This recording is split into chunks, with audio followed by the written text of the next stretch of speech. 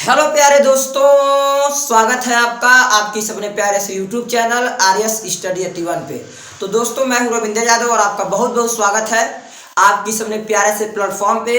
तो मैं आज बात करने वाला हूं आपके क्लास 10th के जो है चैप्टर 13.a के लास्ट सवाल की, जो कि आपका सवाल नंबर जो है 13 है।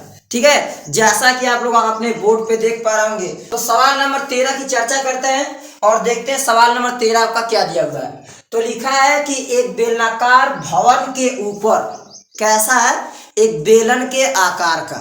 पहले हम लोग सबसे पहले सवाल को बेहतरीन तरीके से समझेंगे, पकड़ेंगे, उसके बाद हम लोग इसके ग्राफ को बनाएंगे, फिर लगाने का काम करेंगे। ठीक है, चलिए।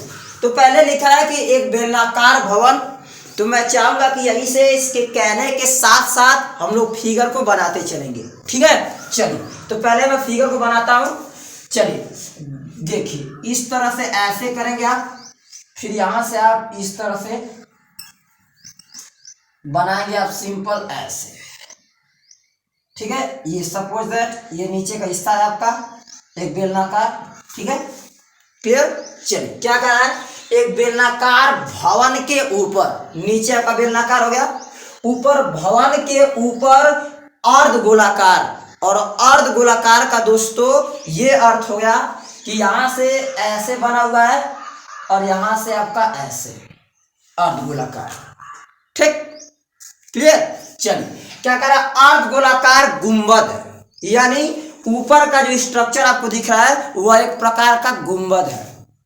ठीक है, चलिए। अब क्या कर रहा है, और उसमें उपस्थित हवा का आयतन, यानी इसमें जो पानी आपका जो है, सॉरी, इसमें जो हवा भरा गया आपका, वो हवा कितना है, लिखा है 4119/21, क्या है, घन मीटर है। तो क्या करा आपसे कह रहा है यदि गुंबद का आंतरिक व्यास, आंतरिक व्यास का दोस्तों अर्थ है कि ये आपका यहां से टोटल, यहां से ये त्रिज्या आपका, ये त्रिज्या, ये पूरा ये त्रिज्या जो है, या पूरा आधा त्रिज्या है, पूरा व्यास।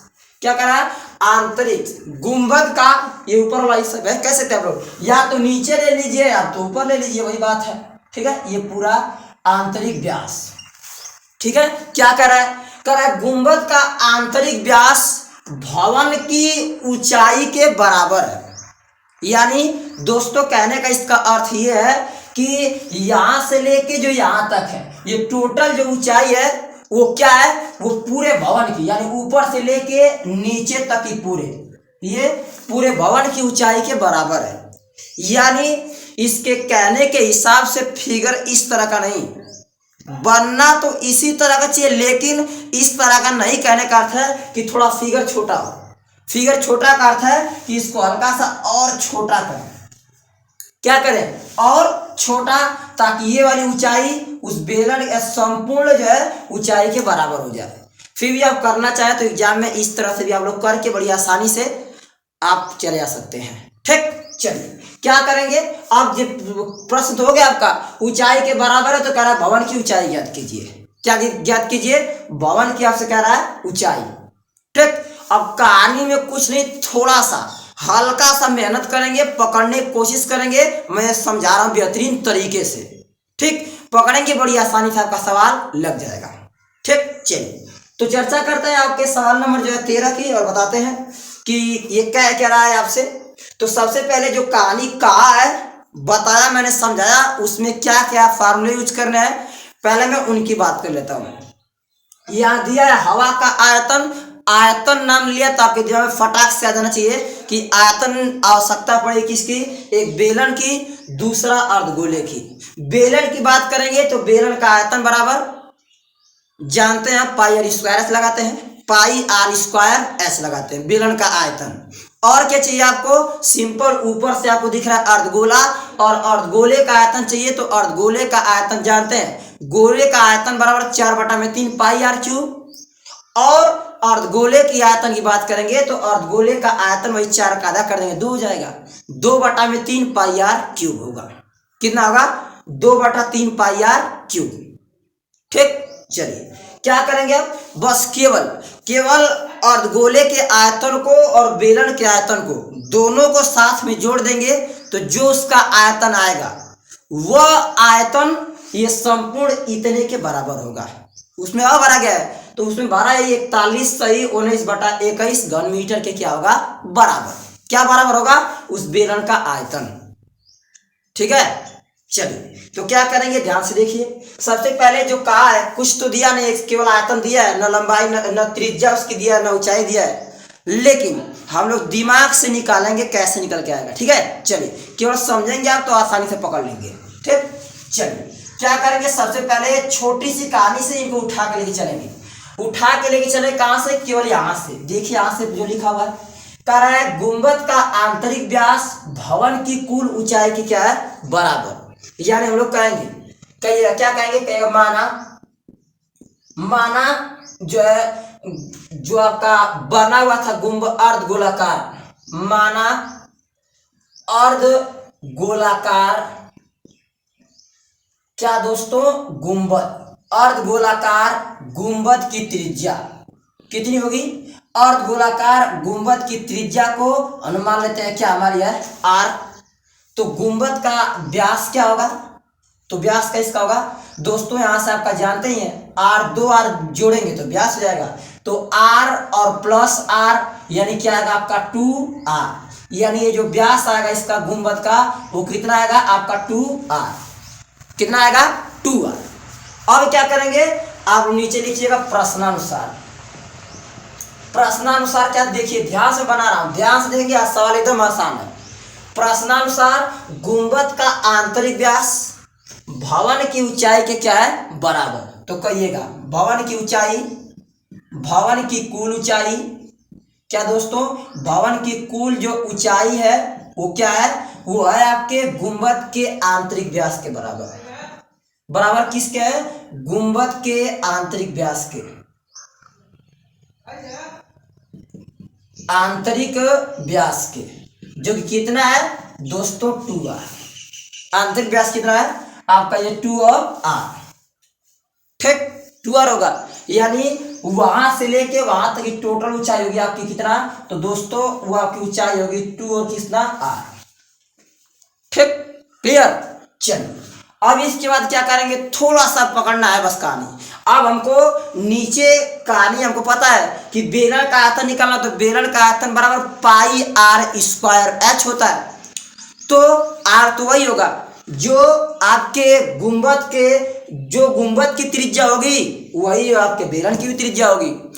अब इसके बाद एक और कहानी केवल बच गई, आपको चाहिए बेलन की ऊंचाई पाई r स्क्वायर h, और बेलन की ऊंचाई चाहिए। ऊंचाई कैसे निकलेगी ये तो हम लोग दिमाग से लगा दिए, दिमाग से नहीं दिया भी था, कह सकते हैं आप लोग दिया था कि इसकी ऊंचाई पूरे किसकी गुंबद की, गुंबद का आंतरिक जो व्यास है वो संपूर्ण बड़ी आकृति के बराबर है। तो संपूर्ण बड़ी आकृति में जो ऊंचाई दे रहा है वो कितना आपका है, संपूर्ण ऊंचाई 2r।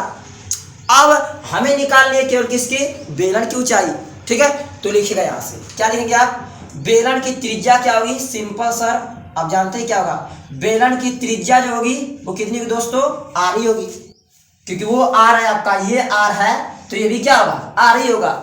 बेलन की त्रिज्या r होगी। अब यहां से थोड़ा सा दिमाग लगाएं आप, क्या सर कि बेलन का ऊंचाई निकालना है। तो बेलन की ऊंचाई निकालना है तो अगर आप थोड़ा सा देखेंगे ऐसा बहुत बार आ चुका है क्या, अगर यहां से लेके यहां तक ये त्रिज्या है, ये क्या है आपकी त्रिज्या, तो ये त्रिज्या है तो ये त्रिज्या ही होगी, ये भी त्रिज्या ही होगी, ये भी त्रिज्या ही होगी, यानी ये भी तो त्रिज्या होगी यार, वही त्रिज्या होगी। अब करना क्या है, इसी r को अगर संपूर्ण दिए गए ऊंचाई में से अगर इतना मैं निकाल देता हूं तो दोस्तों क्या आएगा, तो आपका आएगा बेलन की ऊंचाई। क्या आएगा, बेलन की ऊंचाई। क्या करने पर, टोटल ऊंचाई में से मैं इस ऊंचाई को, किसके, गुंबद की ऊंचाई को अगर निकाल देते हैं तो आपका आएगा बेलन की क्या ऊंचाई। और क्या निकालेंगे तो दोस्तों वही आपका r निकालना पड़ेगा। ठीक, बस केवल पकड़ने वाली यही बात है, बस यहाँ पे यहाँ बात को पकड़ लिया, सवाल आ गया, सवाल आपका आ गया। ठीक, चलिए क्या लिखेंगे, बेलन की ऊंचाई, तो हो जाएगी बेलन की ऊंचाई क्या दोस्तों, बेलन की ऊंचाई h इक्वल टू क्या लिखेंगे सर, टोटल ऊंचाई जो आपकी है 2r, उसमें से गुंबद की त्रिज्या यानी त्रिज्या की ऊंचाई कम करेगी, निकालेंगे तो 2r में से -r जाएगा तो क्या बचेगा दोस्तों, सिंपल r। क्या होगा, सिंपल आपका r मीटर। तो मात्रा लिखें या ना लिखें यहाँ पे कोई दिक्कत नहीं है, ठीक। r मीटर यानी इसकी ऊंचाई आएगी कितना आपका r मीटर, ठीक। अब क्या करेंगे, बस केवल सिंपल आप संपूर्ण आयतन निकालेंगे तो क्या लिखेंगे, सही जो है आपका हो जाएगा, पूछा सुना तो भवन की ऊंचाई क्या कीजिए, ऊंचाई हमसे पूछ रहा है तो पहले लिख दिएगा क्या सर, जो बना हुआ आपका क्या है, बेलनाकार जो गुंबद है, तो लीजिएगा संपूर्ण गुंबद की ऊंचाई, संपूर्ण गुंबद की नहीं, संपूर्ण गुंबद का आयतन दोस्तों, क्योंकि आयतन दिया ऊपर ना, संपूर्ण गुंबद का आयतन बराबर क्या लिखेंगे, बेलनाकार भाग का आयतन लिखेंगे आप क्या सर, लिखेंगे बेलनाकार भाग का आयतन, बेलनाकार भाग का आयतन प्लस, इसमें क्या जोड़ेंगे सर, इसमें जोड़ेंगे हम लोग, बेल हो गया ना अर्धगोलाकार, प्लस अर्धगोलाकार, प्लस अर्धगोलाकार भाग का आयतन ना, अर्धगोलाकार भाग का आयतन। तो क्या होगा, बेलनाकार भाग का आयतन जानते हैं पाई आर स्क्वायर एच, प्लस अर्धगोले के लिए 2/3 पाई आर क्या होगा आपका क्यूब। आर है तो वही आर रहेगा, इसका भी आर वही आर रहेगा। अब थोड़ा सा दिमाग लगाना है क्या, तो दोस्तों यहाँ पे पाई को पाई, ठीक है। अब यहाँ आर स्क्वायर को आर स्क्वायर, मैंने कहा कि जो बेलन की ऊंचाई h है वो दिमाग से निकाल के लाए हैं, h किसके बराबर आया है आपका r के, प्रश्न के कहने के हिसाब से मैं समझाया कैसे आया है, 2r में से r निकाल दिए तो ये भी आपका जाएगा r प्लस 2/3 आपका पाई आर कितना क्यूब।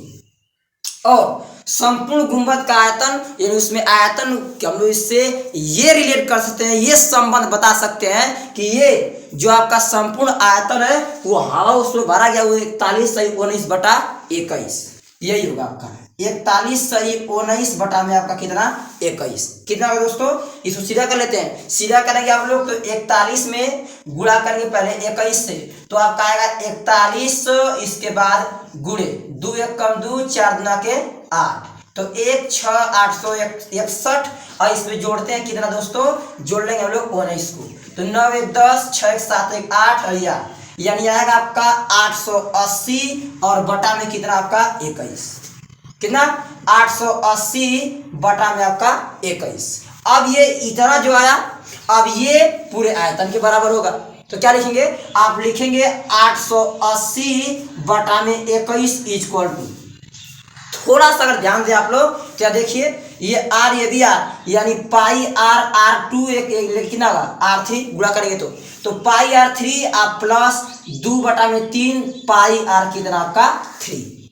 तो थोड़ा सा अगर ध्यान से देखें तो आपको यहाँ समझ आ रहा है, यहाँ भी लिखा है पाई r3 और यहाँ भी है पाई r, हो जाएगा 880 बटा में 21 इक्वल टू, दोनों ये समान जात के हैं तो इसका इधर मल्टीप्लाई होगा तो 3 का इधर मल्टीप्लाई करेंगे तो आएगा 3 pi r cube plus 2 pi r cube और सबके बटा में कितना जाएगा आपका 3, कितना होगा 3।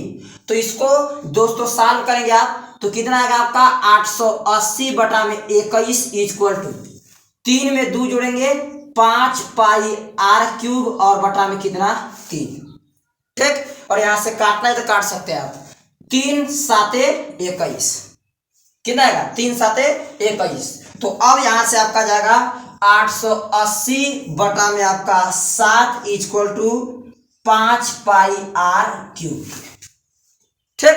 चलिए क्या करेंगे आप 880 बटा में 7 इक्वल टू 5 गुणे पाई का मान 22 बटा में 7 और गुणे आर क्या होगा आपका क्यूब, यहाँ 7 से 7 कैंसिल, 22 से काटना चाहे तो काट सकते हैं आप, कई बार में कटेगा ये 22 से, 22 दूना के 44, 4 बार मैक्सिमम कट जाएगा, कितने बार में 4 बार में, 22 से काटेंगे आपका 4 बार में कितना आएगा आपका 84, ठीक। और ये आपका जीरो जो है आपका जीरो लगा लेंगे यानी आएगा 40 बराबर 5 आर क्यूब के 5 वाटे 40 यानी आएगा दोस्तों 8 इक्वल टू आर क्यूब यानी आर इक्वल टू कौड़ी घात कितना आपका 8, और 8 कितने का है? तो दोस्तों 8 आपका वर्ग कितने का? ये आपका वर्ग होगा किसका? 2 का। ठीक, तो आएगा r इक्वल टू कितना आपका? 2 मीटर। कितना आएगा? 2 मीटर। तो हम लोगों ने ये निकाल दिया कि हमारा r का यानी जो है इस बने हुए बेलनाकार या जो है गुंबद जो बना जो है अर्धगोले को मिलाकर है उसकी त्रिज्या क्या आएगी? तो दोस्तों उसकी त्रिज्या आएगी 2 मीटर। कितना आएगा? 2 मीटर। अब यहाँ से लेकिन आपसे पूछा है क्या? भवन की ऊंचाई। तो क्या लिखेंगे आप? यहाँ से लिखिएगा भवन की ऊंचाई। और भवन की ऊंचाई क्या होगा दोस्तों? तो भवन की जो ऊंचाई होगी, भवन की ऊंचाई बराबर 2r के। किसके? 2r के। तो 2 को 2, r का मान कितना आपका है? 2, यानी 2 दूना के 4 कितना मीटर? क्या आएगा? 2 दूना के 4 मीटर। तो ये रहा आपका दोस्तों सवाल नंबर आपका 13 और यहाँ पे आपका चैप्टर समाप्त हो गया है। तो दोस्तों यदि मेरा प्रयास आपको अच्छा लगा होगा तो मेरे चैनल को लाइक और सब्सक्राइब करना ना भूलिएगा। धन्यवाद।